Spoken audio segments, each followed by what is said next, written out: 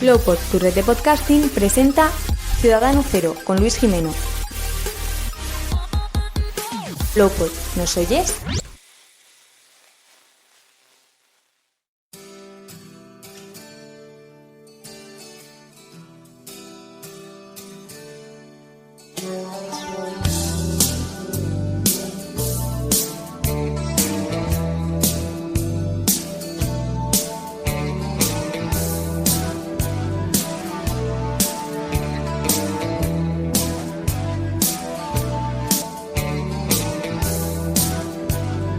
Empieza un año nuevo. Fíjate, solo por ese detalle parece que todos estamos con una ilusión renovada porque todo vaya mejor, como si el simple hecho de pasar del año viejo al año nuevo significase algo. Pero no, siguen nuestros problemas y la realidad sigue siendo algo en ocasiones difícil de asimilar. Hola a todos, amigas y amigos.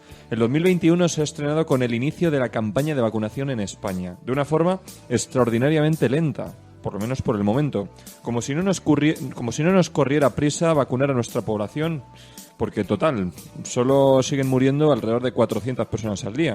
Y además tenemos los hospitales cada vez más presionados por este virus. También, en los primeros días de este año hemos vivido la mayor nevada, en el caso de Madrid, desde hace medio siglo, concretamente desde 1971. Yo desde luego nunca había visto tanta nieve junta. Debido a un error en la previsión de esta nevada, no se ha actuado con la suficiente diligencia para que los efectos de la borrasca Filomena no trastornen tanto a una población completamente desacostumbrada a situaciones así. Vamos, que nos faltaban quitanieves y excavadoras para tanta nieve que había caído. También es cierto que en lugares donde esto ocurre con tan poca frecuencia, como en España en general y en Madrid en particular, es lógico que no estemos igual de preparados para una gran nevada que, por ejemplo, en Helsinki.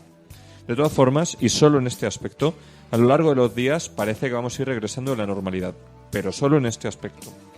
Al otro lado del charco, en Estados Unidos, el Día de Reyes, 6 de enero, se produjo un asalto de partidarios del todavía presidente Donald Trump al Capitolio de Washington, poniendo en jaque a la que, en teoría, es una de las mayores democracias del mundo. Todo esto ocurría cuando en el interior de este Capitolio el colegio electoral se disponía a certificar el triunfo del demócrata Joe Biden después de las elecciones de noviembre del año pasado, de tal forma que el próximo miércoles 20 se convierta en el nuevo presidente americano. Total, que siendo algo que aún no se ha esclarecido del todo, se formó un lío impresionante, que acabó, desgraciadamente, con la muerte de 4 seguidores de Trump y de un policía. Aquí cabe hacerse varias preguntas. ¿Cómo influyeron las arengas del presidente saliente para que sus seguidores se echasen a la calle? ¿Se trata de un intento de golpe de Estado o en cambio es solo una revuelta violenta finalmente sofocada por las fuerzas del orden? Y lo más importante, ¿pone esto en peligro a la democracia americana? ¿O al revés? ¿Es resultado del debilitamiento de dicha democracia? 2 días después, Twitter y varias redes sociales más eliminaron la cuenta de Trump. ¿Es esto legítimo? ¿Se puede justificar de algún modo? ¿Qué criterio se debe usar para eliminar la cuenta del, teóricamente, hombre más poderoso del mundo? ¿Se trata de censura? Un poco de esto quiero hablaros hoy, del estado de la democracia en el mundo, centrándonos en lo ocurrido en América, pero también con el foco puesto en España, nuestro país, que a la postre es lo que más nos afecta. ¿La democracia está en peligro? Empieza Ciudadano Cero. Ciudadano Cero. Ciudadano Cero, con Luis Jimeno. Bueno, en este programa de Ciudadano Cero, el primero del año 2021, nos encontramos aquí en una mesa de debate espectacular. Yo sé que lo digo en todos los programas, pero yo creo que cada uno supera al anterior. En primer lugar, y como no puede ser de otra forma, empezando con buen pie el año, se encuentra justo enfrente de mí mi compañero, amigo y compañero también compañero ya lo he dicho, aquí en Lowpod, Jorge Molina, que también es director del programa En la Diana, que por cierto ha realizado unos últimos programas muy interesantes. ¿Qué tal, Jorge? Hola Luis, ¿qué tal? Feliz año. Has dicho todo lo que ha pasado en este principio de año y yo creo que te has olvidado de lo más importante, que Willy Rex ha sido padre. Ah, bueno, es verdad. Hemos estrenado varios programas en Lowpod, el Dial Rural. Sí, que es Trincheras Ocultas, sí, por el Dial cierto. Rural, que es uno de los programas preferidos de Puertolés. Tenemos también Trincheras Ocultas y vamos a tener más en los próximos días. Emprende Joven, aquel verano búlgaro del 94, Mau Sport, Lowpod crece. Trincheras Ocultas, que en el caso de este programa es un programa de historia dedicado particularmente a desmontar la leyenda negra española. os animo a todos a que escuchéis el primer episodio, que me parece que ya está subido, ¿no? Ya está Sí, lo vamos a emitir no todos los sábados, pero en el caso del primer episodio, que ya está subido, ahora te voy a buscar de qué va porque no me acuerdo exactamente, y el segundo estará publicado este sábado, que es un historiador hispanoamericano desmontando la leyenda negra sobre el Imperio Español. Estudia economía en la Universidad Autónoma de Madrid. El señor don Álvaro Córdoba, que nos escucha. ¿Qué tal, Álvaro? Muy buenas. Bien, no sé si me escucháis, pero... ¿Me escucháis, no? Sí. Sí, te escuchamos perfectamente. Vale. Tengo una objeción, no soy un señor todavía. Y bueno, pues eso, Bueno, solo eso, que no soy un señor. Soy un señorito. Eso sí que es más señorito. Esa palabra Bueno, sí que se adapta mucho no, mejor a bueno, ti. que si me escucháis correctamente. Que bueno, un placer la verdad que estar aquí con dos personas que llevan muy bien el programa, que me lo he escuchado algunas veces, aunque no os lo hayáis creído. Sí. Y luego con otra persona invitada también, que ahora la invitaréis, que también me parece una persona pues muy, Sí. muy interesante y bueno, pues me apetece la verdad hablar con tres personas Pues muchas gracias, Córdoba, por haber venido. que sabe mucho. Bueno, como bien acaba de decir nuestro compañero, nuestro amigo Córdoba, también tenemos aquí como invitado a Carlos Portolés, que estudia periodismo en la Complutense, en la Universidad Complutense, y que nos escucha. ¿Qué tal, Carlos? Hola, buenas tardes, Luis. Gracias por invitarme. Nada, a ti por venir. Jorge, me parece que vais, Carlos y tú, a dirigir, bueno, y a presentar juntos un programa aquí en Lopo nuevo, ¿no? Así es. Tenemos intención de que se emita el último sábado de cada mes, así de primeras, y el nombre del programa del que estamos hablando es de Dos Cabalgan Juntos. Bueno, centraremos en hacer diversos análisis de políticos, ¿no? Ya habrá temas interesantes, seguro. Espero que, bueno, no sé qué me dirá Carlos, pero yo creo que quizás para enero, a finales de enero, ya podamos emitir el primer episodio. Estaremos todos expectantes. Pues bueno, vamos a abrir el melón, ¿no? Este melón que, bueno, había mencionado un poco de soslayo en el editorial, que es el de... que yo lanzaba esa pregunta, ¿no? Que es un poco quizá el leitmotiv de este programa. ¿Creéis que las democracias a nivel mundial, pero bueno, en el mundo occidental en particular, ¿creéis que se encuentran en peligro por los distintos tiras y aflojas que hay entre los poderes en cada uno de los países? Pero bueno, también de una forma mundial, ¿no? Porque parte de estos poderes ejercen presión de forma, supranacional, ¿no? Por así decirlo. ¿Qué creéis ¿A dónde creéis que va el mundo? ¿A dónde creéis que van las libertades y la democracia del mundo? Bueno, pues yo creo que hablando del tema concreto de Estados Unidos, el panorama actual, ¿no? Creo que en cierto modo hay que tomar con pinzas los análisis más apocalípticos sobre el panorama estadounidense y sobre el debate político estadounidense, porque desde el punto de vista de la semántica, del discurso, de la retórica, en general, la política estadounidense siempre ha sido una política muy crispada en el terreno de las palabras. Pero creo que hasta cierto punto esta crispación que se percibe precisamente por la virulencia de algunos discursos, tanto de un lado como de otro, no es una crispación, yo creo, real, o es una crispación que parece mucho más grande de lo que verdaderamente es, porque creo que Trump, en cierto modo, es un fraude incluso para la derecha, es un fraude incluso como derechista. Decía Portolés que Donald Trump era el hombre más influyente del mundo. Puede ser que sea el más influyente, pero parece ser que el más poderoso no lo es, porque el pasado viernes 8 de enero vimos como al todavía presidente americano le cerraban las cuentas de Twitter, Facebook, de varias redes sociales, ¿no? Entre ellas, lo más importante quizá era Twitter, ¿no? Pero, claro, esto, Córdoba, ¿tú crees que esto se puede calificar como censura? ¿Que al presidente de Estados Unidos nada menos le cierran las cuentas en varias redes sociales? Bueno, yo respecto a lo que ha dicho Portoles estoy de acuerdo en lo que diferenciaba respecto al discurso de la política real. Creo que como ciudadanos responsables pues tenemos que saber que el discurso tiene pues un potencial muy, muy peligroso hablando de política, yo creo, según decía Portolés. Y entonces pues hay que saber juzgar como tal las políticas reales y no los debates que en la mayoría de los casos, desgraciadamente, pues son debates pues faltos de todo en general, ¿no? De respeto y de forma, de contenido. Y bueno, hablando respecto a lo de Twitter, lo primero de todo es que, al menos en mi opinión, creo que cada empresa dentro del marco legal pues tiene derecho a poner las normas que ella desee, eso siempre obviamente dentro del marco legal.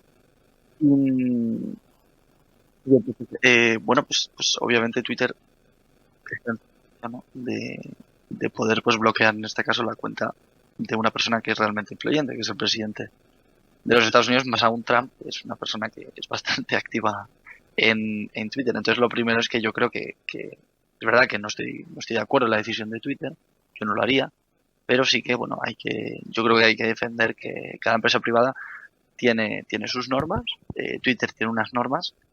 Podríamos discutir si realmente Trump, en base a esas normas, las ha violado o no, que eso sería también un tema interesante, pero creo que es Twitter. Twitter ha dicho que ha violado sus normas y parece ser que de verdad las ha violado, cosa con lo que yo no estoy de acuerdo, pero al final ellos son los que deciden. Es verdad que Twitter es un medio pues muy importante, muy influyente y con millones y millones y millones de usuarios a lo largo del mundo. ¿Y sería censura? Bueno, sería censura si nacionalizáramos Twitter y sería el Estado el que dice quién, o el gobierno el que elige quién o no puede hablar. Sí, claro, si el gobierno nos impide a nosotros hablar, pues vale, pero si es una empresa privada, excepto que no haya habido intervención del gobierno, que creo que no la ha habido, obviamente, o de Biden o de Soros o del 5G, que es broma, obviamente. Pero vamos, yo creo que Twitter está en todo su derecho. Yo como defensor pues también de los derechos individuales y de la propiedad privada, pues creo que eso es un derecho fundamental. Es verdad que no estamos hablando, ese es el tema, ¿no? No estamos hablando de una cosa cualquiera, no estamos hablando de que tú vienes a mi supermercado y yo te digo, oye, con chanclas no puedes entrar. Es verdad que estamos hablando de un tema de comunicación. No, y que Twitter es una empresa que tiene mucha influencia, claro. Y efectivamente Twitter o Instagram o Facebook. Bueno, coincido con Córdoba, Twitter tiene unas reglas de uso. Yo creo que está mal que se haya censurado la cuenta de Donald Trump, ¿no? Eso, empecemos por ahí. Después, estoy de acuerdo con Córdoba en que Twitter tiene unas reglas de uso y en virtud de esas reglas de uso que tiene como plataforma, pues decide, bueno, pues bloquear a Trump, ¿no? Vale, bien. Respecto a lo que dices tú ¿es una buena decisión para apaciguar? No creo que Twitter tenga ninguna responsabilidad en apaciguar los ánimos en Estados Unidos. No creo que eso sea competencia de Twitter. En todo caso, sería competencia de los propios políticos que son los que han generado esa situación. Pero Twitter es un arma poderosísima en el debate político hoy en día. ¿Cómo que, José? O sea, no, vamos a ver, lo que tú no puedes hacer es exigirle a Twitter que es una empresa que apacigüe el debate de un país. No, hombre, no. Eso es lo que no se puede hacer, obviamente. Pero es igual que ahora lo de... el gobierno le va a conceder los indultos a los presos catalanes para apaciguar el debate. Oye, no, perdona, es que esa decisión no te compete a ti, le compete a la justicia. Mejor dicho, más que apaciguar, no echar más leña al fuego. Quizás es... Pero... partiendo de que Twitter ha censurado a Trump, ha bloqueado a Trump, desde mi punto de vista, una decisión incorrecta, pero lo ha hecho basándose en sus reglas de uso. O sea, es que yo creo que precisamente lo que tiene que evitar Twitter y el resto de plataformas y empresas privadas es que sus acciones, vamos a ver, son empresas, sus acciones no pueden ir en función de lo que sea mejor o peor para el país, porque al fin y al cabo eso es una opinión parcial. O sea, me refiero... Creo que no le compete en ningún caso a Twitter de tomar X decisiones o Y decisiones para dejar de echar leña al fuego. O sea, me parece que Twitter no tiene absolutamente nada que ver, ni pincha ni corta en este debate. 2020, Portolés, fue el año, además por la pandemia de coronavirus, fue un año en el caso de Estados Unidos marcado por las revueltas raciales bueno, que quizá todos tenemos en mente el movimiento Black Lives Matter, ¿no? Surgidas a raíz de la muerte violenta, del asesinato, mejor dicho, de George Floyd, ¿no? Que es una persona que ha tenido mucha relevancia en 2020 por su muerte y que, bueno, que esto desencadenó pues unas revueltas raciales en todos los Estados Unidos que en muchos casos pues acabaron con violencia. ¿Tú crees, Carlos, que se puede establecer un paralelismo entre las acciones violentas que hubo en Estados Unidos, ¿no? Con el movimiento Black Lives Matter y, bueno, el movimiento antifascista, los Antifa en 2020, con el asalto al Capitolio que hemos vivido la semana pasada? Paralelismo político de ninguna forma, porque lo cierto es que hay una de las dos explosiones sociales, el Black Lives Matter en este caso, que responden o que son la reacción a un problema de tipo estructural que no es nuevo en absoluto en Estados Unidos. Es un problema de tipo estructural tanto en las fuerzas del orden como en la sociedad. En Estados Unidos existe un problema real, tangible, de racismo institucional y estructural, las dos cosas. Y que incluso está arraigado también en la sociedad civil. Por lo tanto, es verdad que estos movimientos que a veces incluso entre la derecha española se ven con mucho recelo, el del Black Lives Matter, porque al final lo que permea son los disturbios. Realmente lo que creo que no entiende muy bien la izquierda española es que, por ejemplo, en España no tenemos una tradición de tener un gran como las asiáticas. Porque básicamente este desequilibrio histórico no se ha sabido o no se ha querido abordar de una forma estructural y no con medidas que sean puramente coyunturales. Entonces esto al final ha creado unas situaciones que llevan inevitablemente al estallido de protestas sociales y de respuestas de la sociedad civil que realmente siente impotencia real dentro de estas comunidades que realmente tienen unos niveles de pobreza mucho más altos, pero porque en cierto modo es por una cuestión de un desequilibrio histórico.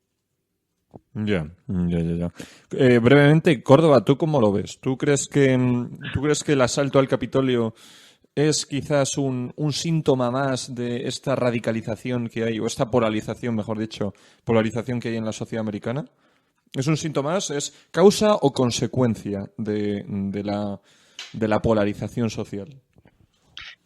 Sí, yo creo que es consecuencia, claramente. Hemos visto, hablando de las dos manifestaciones o de las dos revueltas, o como lo quieras llamar, de revueltas violentas. Por cierto, una más que la otra. Para mí la Black Lives Matter, aunque obviamente la otra, quizás en términos pues materiales, a lo mejor la destrucción no fue tanta, pero asaltaron pues probablemente lo más sagrado que hay al menos en una democracia, que es, o al menos sagrado para mí, que más allá del Capitolio es la ley y el orden, y eso es muy sagrado y creo que eso, saltárselo es muy importante. Pero claramente para mí hay una vinculación, son dos movimientos violentos, al menos en ese momento, no sé si esas personas pues, son personas que están un poco mal de la cabeza, pero políticamente son bastante violentos, defienden sus ideas con la violencia y creo que lo importante es decir a esos grupos que hasta que no se termine esa violencia y hasta que no paren de defender sus ideas con violencia no se podrá hablar nada. Yeah. Entonces que esos grupos, eso no cabe en una sociedad con paz o con orden, con ley, en la que, bueno, pues unos por el racismo que puede estar muy bien justificado, que vale que tus ideas sean unas, pero lo que no puede ser es que vayas por las calles quemando negocios, destrozando ciudades, y en el caso del Capitolio pues tampoco puede ser que ataques la sede pues de la democracia al fin y al cabo, ¿no? Y que te saltes la ley y el orden por el forro de los cojones, precisamente los republicanos, que son los que ponían ley y orden, cosa con la que estoy de acuerdo. Pero también tienes que es muy interesante esto que comentas, porque yo creo que al fin y al cabo, en principio, no el tema del debate, que es sobre la decadencia de las democracias, sí. Y es evidente que las democracias liberales se han ido erosionando con el paso de los años. Decía un famoso politólogo cuyo nombre, no sé exactamente quién era, ahora mismo lo voy a mirar y luego lo digo, que el problema que tienen las democracias occidentales, las democracias liberales, que surgieron después de la Segunda Guerra Mundial en su gran mayoría, ¿no? es que se han ido deteriorando lentamente y casi de forma sin que nos hayamos dado cuenta, y realmente es muy difícil parar este deterioro, ¿no? Yo creo que una de las causas del deterioro es precisamente esto que comentas tú de la ley y el orden. Quiero decir, antes se concebía la ley y el orden como y la justicia y las instituciones. Claro, un síntoma de democracia, ¿no? Claro, o sea, era como la ciudadanía, en su gran mayoría, había un amplio consenso en que bueno, los consensos eran que estos eran los garantes de la democracia, ¿no? O sea, que había que respetar las libertades públicas. Sí. Y con el paso de los años veo que estamos tendiendo a ir hacia un cierto maquiavelismo desde algunos sectores que se proponen que para conseguir determinados objetivos, que esos objetivos son siempre aplastar al rival para imponer sus propias políticas, hay que realmente no importan lo importante es conseguir el fin, ¿sabes? No importan ¿cuál es la frase? Es que ahora no me acuerdo. No, lo vimos, sí, que el fin justifica los medios, ¿no? Lo vimos mucho en Cataluña, ¿no? Ya, pero nos estamos saltando la ley, pero es para declarar la independencia porque así vamos a ser más libres. Ya, pero es que te estás saltando las leyes, las instituciones, el orden. Ya, pero es que lo hacemos porque el fin es más importante. El fin es que seremos libres. Y luego se recurre a las democracias. Y lo estamos viendo. Evidentemente, los partidos las formaciones políticas que promueven esto suelen ser formaciones más extremas, ¿no? Tanto a izquierda como a derecha, y eso también explica el auge de los populismos de derecha y de izquierda, que también ha contribuido claramente a la crisis del 2008, ¿no? Que ya las democracias ya venían sufriendo desde el año 70, con la crisis del petróleo del año 73, pero yo creo que ha sido en la década de los 2000 cuando realmente se ha aumentado el proceso de deterioro, ¿no? Ha sido significativamente más rápido de lo que iba por entonces. Claro, en Estados Unidos hemos visto que hemos tenido un presidente durante 4 años que era completamente atípico, no por las políticas estrictamente llevadas, no estrictamente por las políticas llevadas por él, sino por ese talante que ha tenido, ¿no? Siempre muy desafiante, muy soberbio, muy quizás pues muy estrambótico, ¿no? En muchos aspectos, y que bueno, en ocasiones pues ha dado a entender, o ha dado la impresión por lo menos, de que no era una persona lo suficientemente seria como para llevar los mandos del primer país del mundo, ¿no? Como el caso de Donald Trump. Una pregunta, perdona, Luis. Sí. Es una pregunta que me gustaría dejar como debate. Nada. No sé si os da la sensación, a mí al menos me la da, que los políticos, la clase política se mete mucho, hablando de la ley, orden y la justicia, en el tema judicial. Por ejemplo, en España he visto montones de ocasiones políticos de un lado y del otro que parece ser que ellos son los que dicen quién tiene que ir al juez. Sí. Si ganamos vamos a meter en la cárcel a fulanito, por ejemplo. Claro. Justicia partidista. ¿Por qué no dejamos ese papel a la justicia? Sí, fíjate que era lo que decía yo ahora respecto a lo de los indultos catalanes, a raíz de lo que decía Luis de Twitter, de si para apaciguar, si servía para apaciguar o no era echar más leña al fuego, bloquearle la cuenta a Trump. Esto de que dice el gobierno de que no, dar los indultos a los presos porque eso sirve para apaciguar, no, hombre, esa decisión le compete a la justicia, ¿no? Digo yo que vamos a basarlo en criterios jurídicos, pero es evidente que estamos viendo una justicia meramente partidista, una justicia que cuando te beneficia a ti es la hostia y cuando no te beneficia a ti la pones en duda. Y esto se vio muchísimo con el proceso de la manada, ¿eh? El proceso de la manada, aquel famoso proceso de la violación grupal que sufrió una chica en Pamplona, se hizo un uso partidista de la justicia que es terrible. Pero Jorge, lo preocupante, y tú ahora mismo lo acabas de decir, lo preocupante, Jorge, es la permeabilidad que tiene que tener, que tiene la justicia, que debe de ser una institución completamente ajena a presiones externas. Pues en los dos ejemplos que has puesto me parecen a mí paradigmáticos, ¿no? El caso de la manada y el caso de la sentencia de Cataluña. Es que incluso la propia sentencia de 2019, ¿no? ¿Cuándo fue? ¿En 2020? No, 2019 me parece que fue la sentencia del Procés. Muchos consideraron que esa sentencia, bueno, que estaba fundamentada jurídicamente, pero sí que es verdad que estaba muy influida por las presiones presiones desde el poder político, ¿no? Algunos hablaban de, oye, pero es que esta condena, ¿por qué es por sedición y no por rebelión? E incluso en el caso de la manada, que fue, me parece que un año antes, ¿no? Me parece que fue en 2018 o en 2017. No, me parece que fue en 2018, ¿no? Que hubo presión por parte de los políticos y por parte también de la sociedad a una serie de jueces que eran los que tenían que encargarse de dictaminar si había sido abuso o violación en el caso de La Manada. Incluso se dio el caso curioso, entonces en ese momento todavía gobernaba el Partido Popular, en el que uno de los jueces que votó en contra de que se considerase violación, ¿no? O incluso no sé si estaba a favor de la absolución de los agresores de La Manada, que era el ministro de Justicia, Rafael Catalá, pues dijo que el juez que había dicho eso que tenía graves problemas psicológicos, ¿no? O sea, Sí. ¿cómo podemos llegar a ese extremo de personas que probablemente sean completamente ¿sabes legas en derecho meterse con Pero la ¿sabes opinión esto de un por qué juez, pasa? ¿no? Esto pasa porque como tú tienes una ciudadanía sin formación jurídica, porque evidentemente los ciudadanos de a pie no tienen, nosotros mismos sabemos muy poco de la justicia. Ya no te hablo de leyes, ya no te hablo del Código Civil, no te hablo de la Constitución, te hablo del propio funcionamiento de la justicia.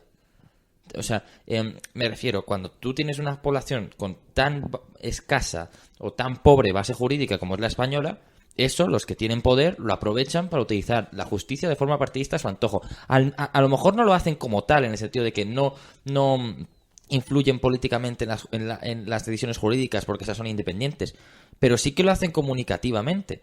Porque ellos te van a vender que si la decisión les perjudica a ellos, es que la justicia es franquista. Y si la decisión les beneficia a ellos, qué buenos son los jueces progresistas. No sé si entiendes por dónde voy. O sea, yo creo que Y viceversa también. si tú formas una población con una base jurídica, esto no pasaría o pasaría mucho menos. Pero claro, cuando la gente no sabe ni lo que es imputado, que acuérdate que durante la crisis la palabra imputado de repente, claro, adquirió una importancia brutal. ¿Y por qué adquirió una importancia brutal la palabra imputado? Porque era realmente imputado es investigado. Tú puedes estar imputado y luego tener estar libre la de imputación cargos. ya ha desaparecido como... Pero bueno, se llama- sí, pero la mayor parte de medios sigue Sí, utilizando sí, imputado. Pero estar libre de cargos. Le ha pasado a gente del PP, le pasó a gente del PSOE, a Leire Pajín le pasó. Y claro, ya era imputado. Entonces, los partidos, por un interés partidista, le dieron un valor comunicativo, un valor categórico imputado que no tenían, que era el valor de este tío ha robado. No, oye, solo le están investigando. A lo mejor sale después, no ha hecho nada, o sea, sale libre de cargos. Pero es lo que te digo, que cuando tú tienes una población con tan escasa base jurídica, con tal escasa formación jurídica, y como digo, ya no en cuanto a constitución y leyes, sino en cuanto a cómo funciona la justicia, quién son los jueces, cómo llegan ahí, porque oye, los tuits de Rejón, de verdad, el tuit de Íñigo Rejón, que dice que los jueces son todos hijos de familiares ricos en este país, Es una barbaridad, ese tuit es una es que es una barbaridad. vergüenza. O sea, es que ese tuit, un tío que dice ese tuit no debería ser político. O sea, ¿cómo puede tener los cojones un tío, de verdad te lo digo, y sabes que me enerva porque mi madre se dedica a la judicatura? Sí. ¿Cómo puede tener ¿Qué los cantidad de cojones jueces un puede haber tío? en España, de hecho? 3.500. Pues- ¿Cómo puede tener los cojones un tío en Twitter, un tío con la influencia que tiene, de decir que no, es que los jueces en este país actúan como tal porque son los hijos de... Pero ¿cómo puede ser tan tonto? O sea, sinceramente. Y es lo que te digo. Pero esta gente se lo puede permitir... Bueno, es populismo puro y duro. Se lo puede en este permitir caso. porque la base jurídica de la población es y esto es extrapolable a un montón de casos, a la economía, a las facturas y demás. Es decir, los políticos, los que tienen poder, juegan con nosotros porque la población no está formada. Y esto es también aplicable a la democracia. Si la gente no entiende cómo funciona la democracia, se piensa que la democracia es el mal de todo, es el problema el mal de todos sus males, el causante de todos sus problemas, y entonces se va contra la democracia. Ya está, no hay más. Una pequeña pausa y ahora seguimos. Un filósofo, supongo que griego, dijo que con poco se puede hacer mucho. Y si no, que se lo cuenten a Paco, el hombre que un viernes con 2 euros pasó de ser un Paco cualquiera a ser Paco, el del Eurojackpot, y cambiar la vida de todos sus sucesores. Anda que no. Eurojackpot, el megasorteo europeo de la 11. Cada viernes, por solo 2 euros, botes de hasta 90 millones. Eurojackpot, millonario por los siglos de los siglos. 11. Cuando juegas tú, jugamos todos. Juega responsablemente y solo si eres mayor de edad. Esto es Lowpod, tu red de podcasting. Si quieres que te ayudemos a crear tu proyecto o estás interesado en formar parte de la plataforma, mándanos un correo a contacto.lowpod@gmail.com. Lowpod, ¿nos oyes? En Lowpod FM, Ciudadano Cero, con Luis Jimeno.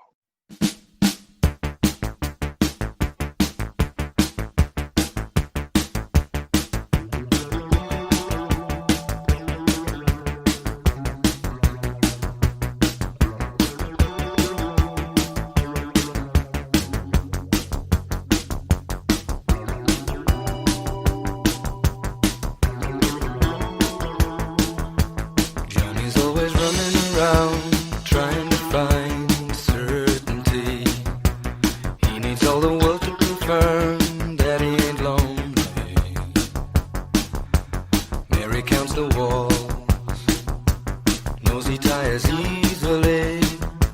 Johnny thinks the world would be right if it could buy the truth. Bueno, seguimos aquí en Ciudadano Cero hablando sobre la democracia en el mundo. ¿Están en peligro las democracias en el mundo a nivel global, a nivel internacional? Hemos estado hablando en la primera parte del programa sobre el caso de Estados Unidos, ¿no? Centrándonos un poco en los sucesos del Capitolio ocurridos el pasado miércoles 6 de enero.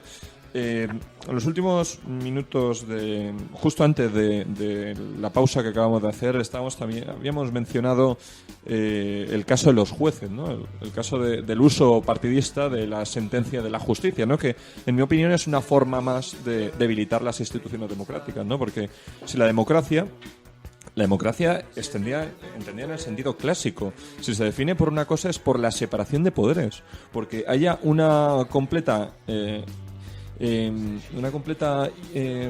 separación entre el poder judicial, el poder ejecutivo y el poder legislativo, ¿no? Entonces, que salgan una serie de políticos de uno y de otro signo a utilizar una sentencia judicial elaborada por jueces según su conveniencia o a criticarla, hombre, cuando lo haces como un ciudadano más no pasa nada, pero cuando intentas aprovecharte es un poco, pues... Fíjate el tuit de Rejón al día 15 de diciembre de 2020, es decir, hace menos de un mes. Sube un tuit de un discurso suyo en el Congreso que cualquiera pueda llegar a ser juez sin importar de dónde venga. Esa es la reforma más importante que le falta al Poder Judicial. O sea, ¿qué sandez es esta? Pues la sandez de un hombre... ¿Desde cuándo un tío que estudia Derecho, sea de Málaga, de Almería, de Pamplona, tenga un 6, un 8, un 10, un 12 en selectividad, no puede ser juez? Sinceramente, o sea, es que me parece un tío tonto. Con todo el respeto, o sea, me parece es la opinión de un hombre cuya experiencia laboral se oscila entre el cero y la nada y su experiencia económica está entre sombras porque... Pero igual que lo hacen los de Vox y lo hacen los de PP. Pero bueno, en el caso de este hombre luego se podría hablar sobre su beca Black en la Universidad de Málaga. Portolés quería hacer un comentario, ¿no? Respecto a lo que estábamos sobre el tema de la justicia, ¿no, Carlos? Sí, bueno, yo, como habéis empezado hablando de la cuestión de esta cuestión en Estados Unidos, solamente quería puntualizar que la separación de poderes realmente no es tal. Prácticamente ninguna democracia liberal, tal y como están constituidas, pero desde luego no en Estados Unidos, porque es cierto que los tres poderes tienen cierta libertad de acción y de movimiento, pero tienen una interrelación permanente. Y precisamente como está estructurado en Estados Unidos, que en realidad es muy parecido a como está estructurado en cualquier democracia liberal de Europa, es el poder legislativo el que actúa un poco como árbitro de los otros dos poderes, o por lo menos el que tiene más influencia sobre los otros dos poderes, porque me explico con lo que quiero decir con esto. Son las cámaras, el Congreso y el Senado, los que tienen poder, o los que tienen la capacidad de, por ejemplo, censurar al Poder Ejecutivo cuando se exceden sus funciones. El Poder Ejecutivo en este caso sería el presidente de Estados Unidos. El famoso impeachment que se está llevando a cabo ahora, pero no solo. El impeachment es el extremo más radical. Uy, pero Carlos, una pregunta rápida. No quiero interrumpirte mucho, pero una pregunta muy rápida. ¿Qué sentido tiene hacerle un impeachment a Donald Trump cuando quedan apenas 6 días para que deje el cargo? Sí, ahora sí, ahora te lo digo. Vale. Y eso, que el impeachment es el extremo más severo. Pero, por ejemplo, el Congreso de Estados Unidos puede votar una censura. Una censura es que si por mayoría de la Cámara se aprueba una resolución conjunta del Congreso, pues sacan un comunicado diciendo que censuran una actitud concreta del presidente o una reprobación, ¿no? Como aquí en España. Claro, y de la misma forma es el Senado en Estados Unidos el que tiene el poder de aprobar o no los altos cargos, tanto de los vinculados al Poder Ejecutivo, en este caso sería el gabinete y los ministros o los secretarios en este caso, tienen que ser aprobados por mayoría en el Senado, pero también, por ejemplo, los jueces del Tribunal Supremo y los jueces federales, los jueces estatales. Es decir, todos los jueces tienen que ser aprobados por mayoría en el Senado. Por lo tanto, hay una vinculación clarísima entre la forma en la que se eligen los jueces y la configuración momentánea que tenga el Senado en el momento que se haya quedado vacante un sitio en el Tribunal Supremo, que, como sabemos, en Estados Unidos es vitalicio. Esto Sí. tiene razón de ser. Quiero decir, puede redundar en una disminución de la independencia del Tribunal Supremo. Puede ser, porque al final existe una vinculación clara y transparente entre el poder legislativo y el poder judicial con este sistema, pero de todas formas también hay que tener en cuenta que el poder legislativo es, al fin y al cabo, el depositario de la soberanía popular, y, en cierto modo, se sobreentiende que si el sistema funciona bien, es el reflejo de las tendencias políticas a las que se adhiere la realidad social en ese momento, o la población. Por lo tanto, tiene cierto sentido que el depositario de esta soberanía tenga algo de decisión en cómo se va a configurar y en qué tipo de perfil de juez entrará en el Tribunal Supremo, que al fin y al cabo es la instancia mayor de Estados Unidos. Jorge. Lo que está claro es que todos los partidos quieren controlar la política, y ahora te dejo, quieren controlar la justicia, y el caso de Estados Unidos, bueno, es un ejemplo claro. Pero bueno, en el fondo, todos los políticos están interesados en controlar la justicia, siempre al Estado, ¿no? Porque aunque aparenten querer la separación de poderes, nadie quiere la separación de poderes. Bueno, tienes es poder, ¿no? increíble. Pero simplemente quería decir algo llamativo, y es que ahora que hablamos de democracia, es la democracia que, como todos sabemos, nació en la antigua Grecia, y salió mal, porque era una democracia, bueno, era una democracia directa. Corrupta, ¿no? Sí, era una democracia directa, pero bueno, claro, directa con un sufragio de voto total, o sea, los que podían votar y podían tomar decisiones eran una minoría muy minoritaria, ¿no? Valga la redundancia. Y fruto de lo que pasó allí en Atenas, en Grecia, mejor dicho, en la antigua Grecia, cuando Estados Unidos se constituyó como nación, no se constituyó como democracia, que se suele decir aquello de que Estados Unidos es una de las democracias más antiguas del mundo. Estados Unidos no se constituyó como democracia, sino que se constituyó como república.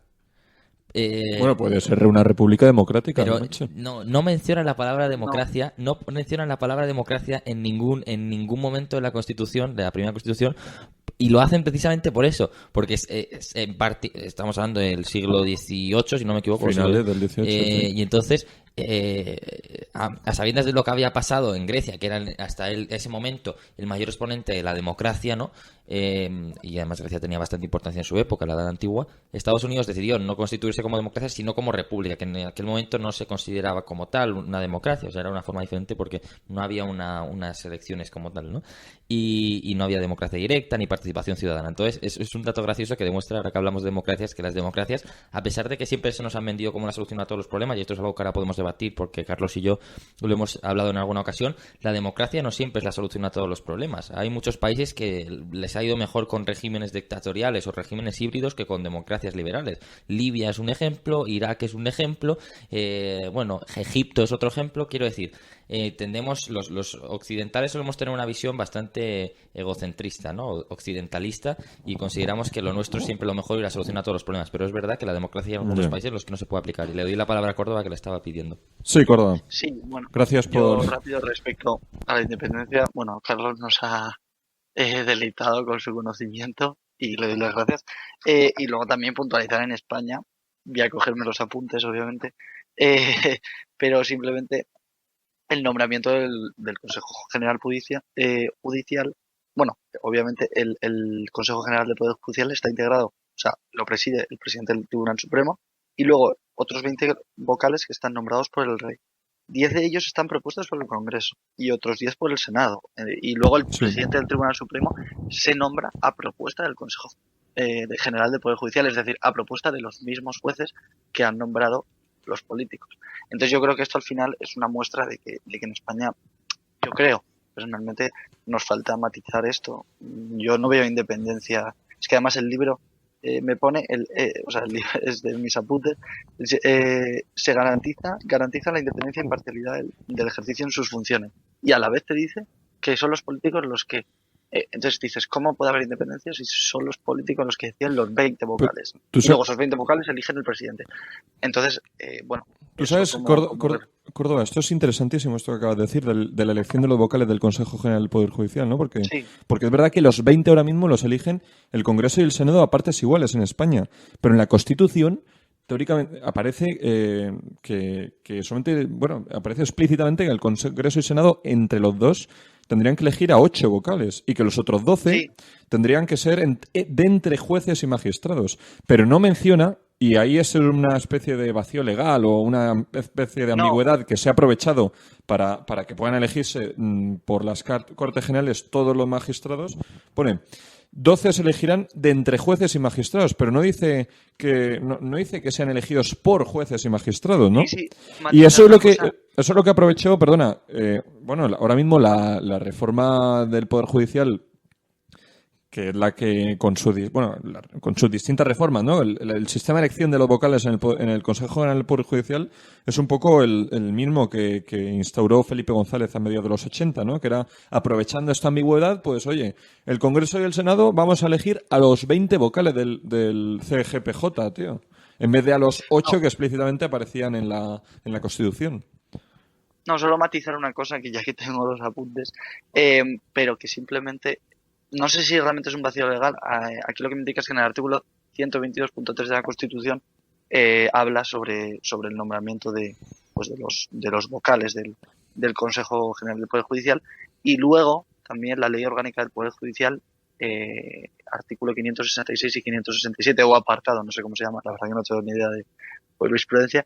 Entonces yo creo que sí que es verdad que la Ley Orgánica del Poder Judicial, que es más tardía que la propia Constitución, matiza eso, y ahí sí que yo creo que, obviamente, con influencia política, pues probablemente la desarrollaron y tal el Congreso o el Senado, y metieron en la Ley Orgánica del Poder Judicial pues que los otros 12 que faltaban por poner, pues que los metiesen ellos. Pero a día de hoy esos 20 son 10 por el Claro. Congreso, 10 por el Senado. Obviamente lo que dices tú, entre juristas de reconocida competencia, Eso con más de es. 15 años, tal. Eso sí, obviamente eligen a juristas pues reconocidos, con una carrera larga, pero claro, ¿quién los elige? Y luego, quien los elige no solo es te elijo a ti, Claro, porque he que visto es que clave, tú pero eres es clave lo que izquierda, acabas de derecha, sino decir. te elijo a ti para luego Pero controlar. es que es clave lo que acabas No, de no, decir, no. de que los juristas que se cogen tienen una carrera contrastada, y los juristas Sí. para ascender tienen que trabajar, o sea, no Pero lo llegan que dice a Córdoba triunfar. no es del todo correcto. Es que si no parecería que España es una república bananera, y tampoco es así, ¿no? Eso, No, eso que dices tú de que pero los políticos... Perdona, esto es Córdoba. la Perdona, Álvaro. Constitución, Esto de... No, ya, bueno, pero esto de que los políticos eligen a los jueces es algo que ha producido muchos trastornos y ha debilitado en muchas ocasiones nuestra democracia. Yo tampoco Es la estoy a verdad. favor de que los 20 vocales los tuvieran que elegir los propios jueces, porque... Pues yo sí. porque eso... Hay veces, yo creo que tendría que estar compensado, porque los jueces entre ellos hay veces que hay casos de mucho corporativismo y tampoco sería lo ideal, ¿no? Pero tú sabías, Jorge, Por cierto- perdona, tú sabías, Álvaro, que el mandato de un vocal del Consejo General del Poder Judicial es de 5 años. ¿Y por qué de 5 años y no de 4? Porque 4 años es lo que dura una legislatura política en el Congreso de los Diputados, y precisamente un poco pues para garantizar esta independencia, que es verdad que muchas veces, por desgracia, no es tan independiente, pues se hace que no coincidan nunca o prácticamente nunca pues los mandatos de los vocales del Consejo General del Poder Judicial con los de un diputado o de un senador. No en hay el Congreso. independencia, pero al menos hay consenso, que es algo que no se concibe como importante, pero lo de los 3/5, y pues es muy importante desde mi punto de vista, Sí. que la reforma judicial no se lleve a cabo. Lo de los 3/5 es importante porque al menos hay consenso. O sea, ninguna fuerza política ha tenido nunca 3/5 de los diputados en este país, en la democracia moderna, si no me equivoco. Yo creo que ni el PSOE de González la tuvo. Entonces, los 3/5 es 3/5 importante son por eso. 210 diputados, me parece. Yo creo ¿no? que nadie ha tenido 210 diputados. Felipe González tuvo 202 en el 82, Pues fíjate. se quedó muy cerca. ¿verdad? Que yo quería lanzar una pregunta a debatir, si me dejas. Que Carlos quiere hablar, pero sí, y ahora que No me veis. No Sí. se me no oye le veis, tampoco. no le veis, pero yo le veo. y era simplemente si creéis que bueno, dos preguntas breves. Uno, ¿creéis que la democracia es el mejor sistema posible? Y dos, ¿cómo creéis que se puede resolver el claro y evidente deterioro de las democracias occidentales? Las democracias liberales, vaya. Carlos, si quieres empezar tú. Carlos, la Bueno, palabra. Perdona que haya lanzado una estas preguntas, pero... No, muy bien, sí, muy acertadas. No, él resuelve. Pero dice lo que os quiere. pido, brevedad, por favor, que se nos va el tiempo. Un apunte rápido de lo que se me ha quedado antes en la recámara, que también puntualizar que, por ejemplo, en Estados Unidos, pero también en cierta medida en España, los jueces del Tribunal Supremo se engloban a sí mismos o se catalogan, se conocen como jueces progresistas y jueces conservadores. y se engloban en estos dos grupos dentro del propio Tribunal Supremo. Es decir, que los jueces no están exentos, ni siquiera pretenden estar exentos de ideología política, porque obviamente hacen interpretaciones distintas de la ley, dependiendo de que la ley es la misma, pero las interpretaciones pueden variar dependiendo de las convicciones personales o de quién la interpreta. Entonces, esto hasta cierto punto a mí me parece hasta bien, porque de alguna forma la pluralidad ideológica dentro del propio Tribunal Supremo es un reflejo de lo que es la sociedad al final. Y dejando el tema, también, por cierto, lo del impeachment.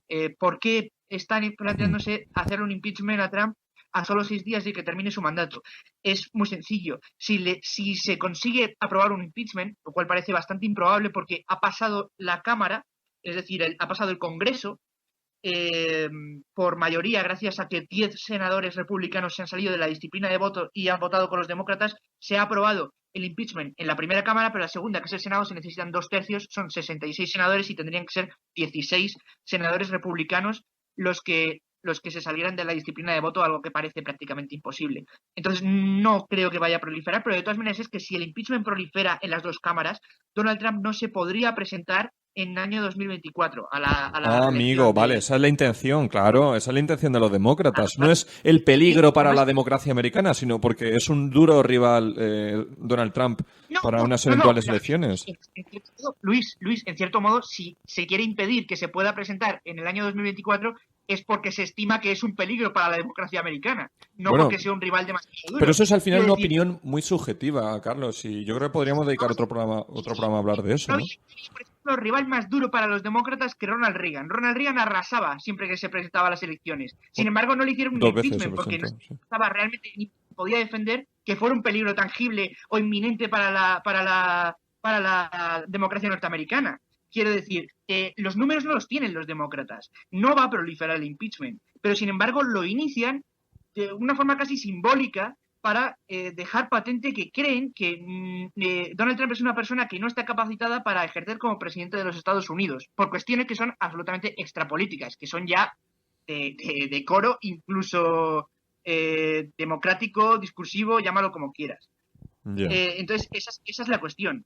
Que tiene mucho de carga simbólica, porque no creo que vaya a proliferar, ya lo digo. Jorge, elige una canción, venga. Elijo una canción. No sé. Carlos, elige una canción. No, si los tres tenéis que elegirla. Ya, pero mientras la pienso... Carlos. Pues yo voy a elegir... Venga, Yo creo en mí, de Natalia Jiménez.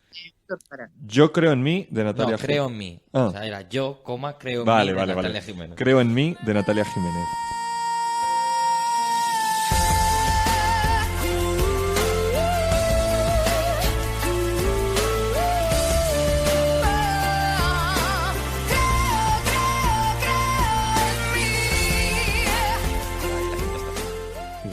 Es verdad. Y Carlos, Córdoba, Carlos, ¿alguno de los dos? No, Carlos. Yo voy a elegir A Desalambrar, de Víctor Jara. ¿Cómo es? Deletréala. No, pero tampoco la deletrés, macho, que si no te vas a morder la lengua y tampoco queremos que acabes en urgencias. Pues es esta canción que está sonando ahora mismo. A desalambrar, que la tierra es nuestra, es tuya y de aquel, de Pedro y María, de Juan y José. A desalambrar, que la tierra es nuestra, es tuya. Venga, Córdoba, elige una cancioncita. La quinta sinfonía en mi bemol sobre sostenido cuarto de Tchaikovsky. No, es broma. You don't mess around with him.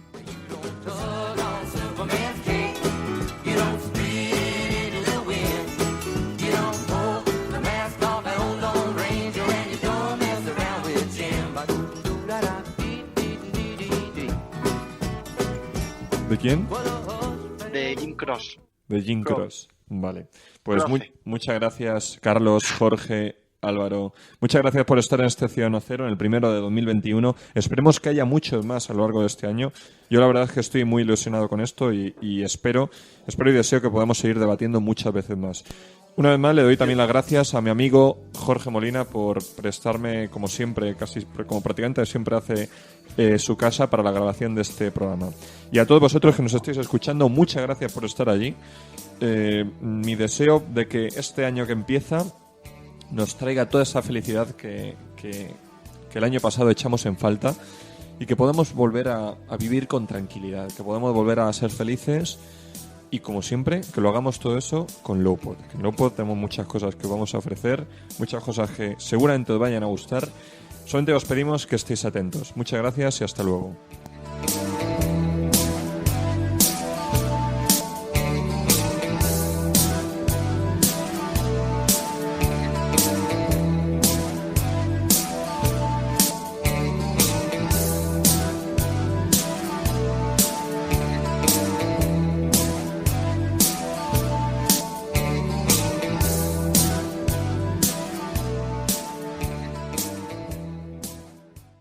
En Lowpod FM, Ciudadano Cero, con Luis Jimeno.